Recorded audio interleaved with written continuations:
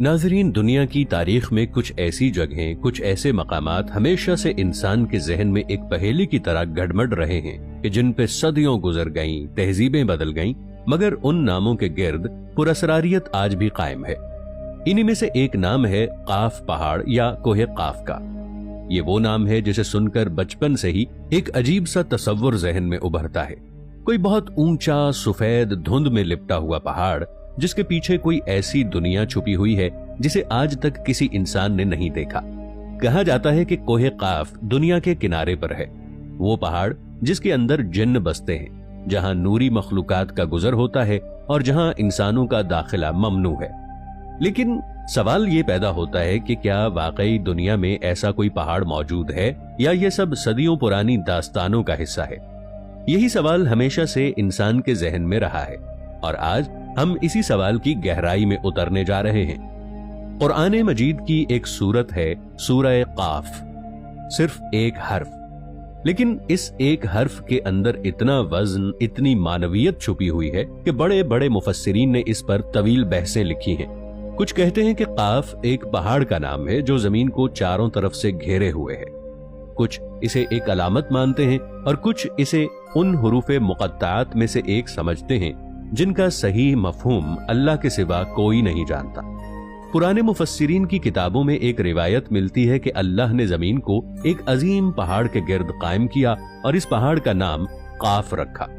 اس کے نیچے ایک اور دنیا ہے جہاں وہ مخلوقات ہیں جنہیں انسان کبھی نہیں دیکھ سکتا۔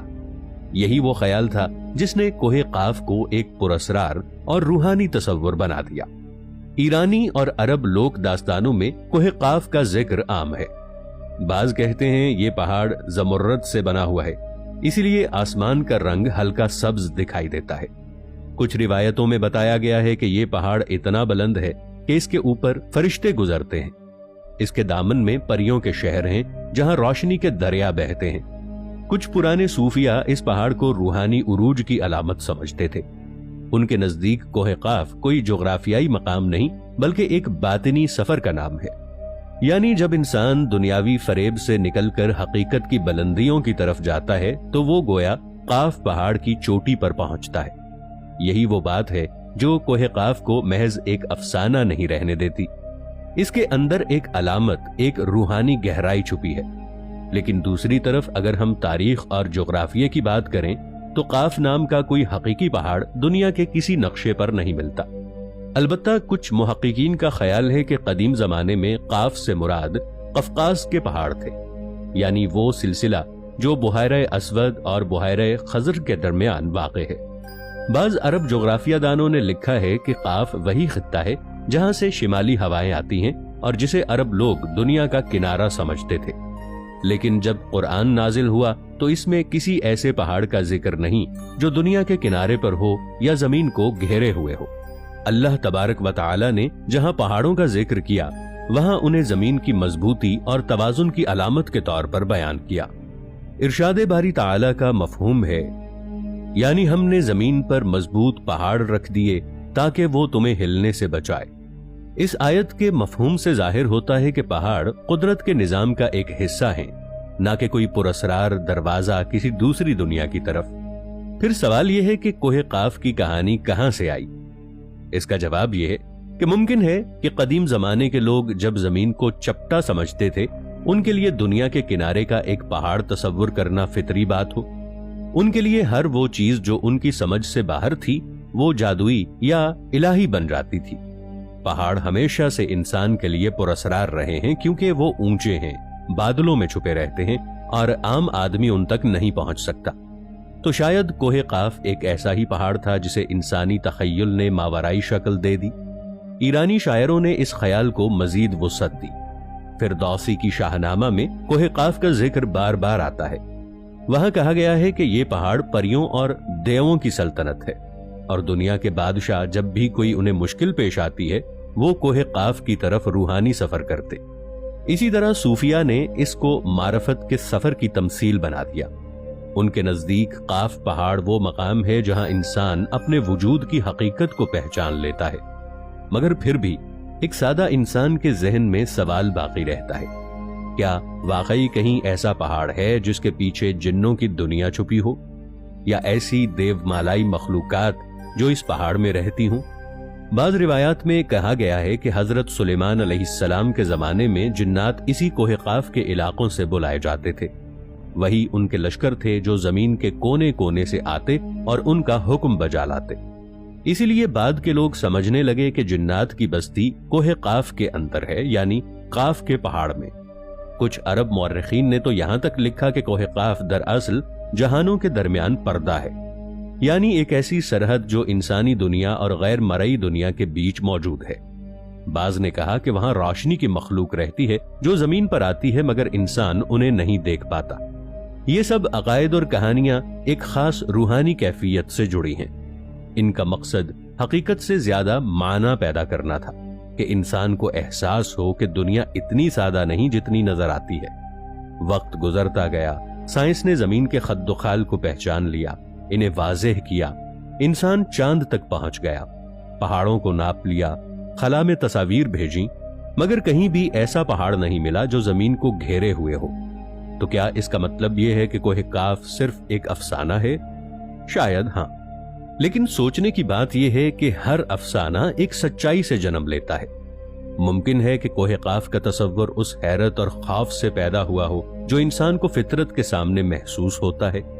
जब वो किसी बुलंद चोटी को देखता है तो उसे लगता है जैसे वहां कोई राज छुपा हुआ हो। जब वो बादलों में लिपटे पहाड़ों को देखता है तो सोचता है कि इसके पीछे कोई दूसरी दुनिया होगी। यही ख्याल रफ्ता रफ्ता कहानी बन जाता है और कहानियां वक्त के साथ साथ मजहबी तशरीहात में बदल जाती हैं। इसी तरह काफ भी एक राज है। कोई नहीं जानता कि यह हर्फ किस चीज की तरफ इशारा करता है। कुछ सूफिया कहते हैं कि काफ दिल की अलामत है, क्योंकि दिल ही वो जगह है, यानी कल्ब, जहां इंसान का असल सफर शुरू होता है।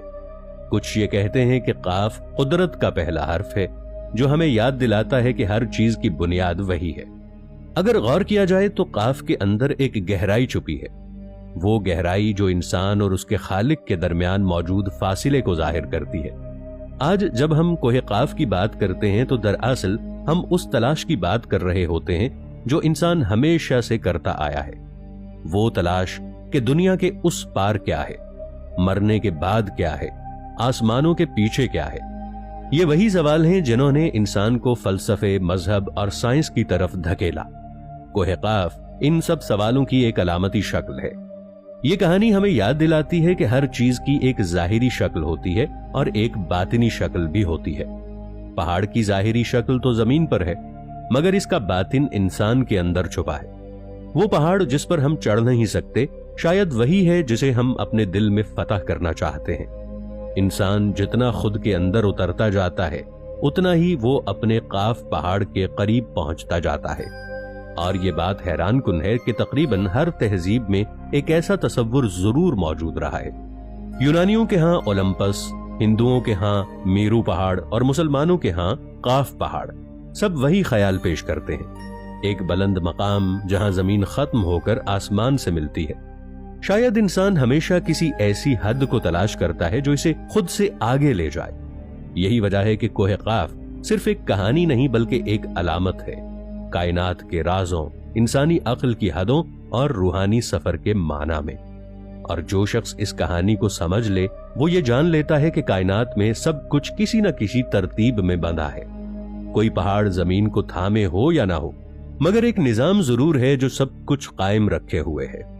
अल्लाह रब्बुल इज्जत ने इंसान को अक्ल दी, मगर साथ ही हैरत भी अता की। अक्ल इसे दुनिया की हकीकत बताती है और हैरत इसे इससे आगे ले जाती है।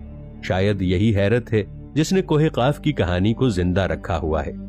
लोग आज भी इस पहाड़ का जिक्र करते हैं, इस पे वीडियोस बनाते हैं, किताबें लिखते हैं, क्योंकि ये कहानी उनके दिल के किसी न किसी हिस्से में एक ख्वाब बनकर जिंदा है। आखिर में एक सवाल फिर से उभरता है, क्या वाकई कोई काफ पहाड़ है? जवाब तो ये है कि अगर आप इसे जमीन पर ढूंढें तो शायद ये आपको कभी भी ना मिले, मगर अगर आप इसे अपने अंदर तलाश करें तो शायद आपको इसका दरवाजा मिल जाए। और वो दरवाजा रोशनी की तरफ खुलता है, एक ऐसी रोशनी जिसमें सच, खौफ, अकीदा और इल्म सब एक साथ सिमट आते हैं। यही है काफ का राज। यही है वो पहाड़ जो हर इंसान के सफर का आगाज भी है और अंजाम भी। कुछ लोग इस तक पहुंच जाते हैं, कुछ सिर्फ इसका जिक्र सुनकर हैरान रह जाते हैं। लेकिन याद रखिए, जो शख्स अपने अंदर के काफ पहाड़ को पहचान ले वही हकीकत के करीब पहुंच जाता है। और शायद इसीलिए अल्लाह ने कुरान में सिर्फ एक हर्फ कहा, काफ, ताकि हम रुकें, सोचें और तलाश करें, क्योंकि बाज़ औक़ात एक हर्फ ही पूरी कायनात समझा देता है।